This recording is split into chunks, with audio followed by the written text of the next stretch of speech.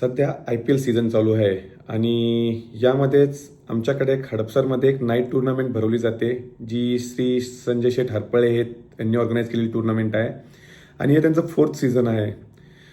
मला आठवतंय की जेव्हा फर्स्ट इयर ही टुर्नामेंट त्यांनी स्टार्ट केली होती आणि जो रिस्पॉन्स होता तो असं वाटलं होतं की यार कुठं ही टुर्नामेंट आहे आणि नाईट टुर्नामेंट स्पेशली कोणी येईल का नाही येणार, कोणत्या सोसायटीज पार्टिसिपेट करणार की नाही करणार.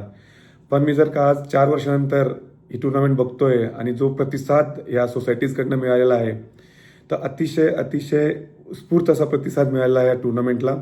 आणि आज या टुर्नामेंटला लिटरली 60+ टीम्सने पार्टिसिपेट केलं आहे.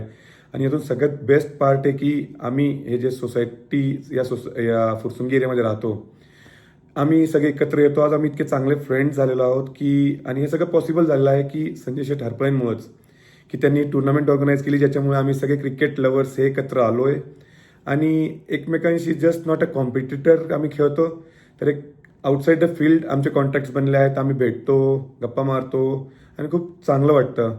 तर कुठून कुठं असं वाटायला लागलं आहे की हे जी टुर्नामेंट आहे एक निमित्त आहे, जे त्याच्यामुळे आम्हाला जो एक आमचा फ्रेंड सर्कल वाढला आहे. So all thanks to Sanjay Sheth Harpale.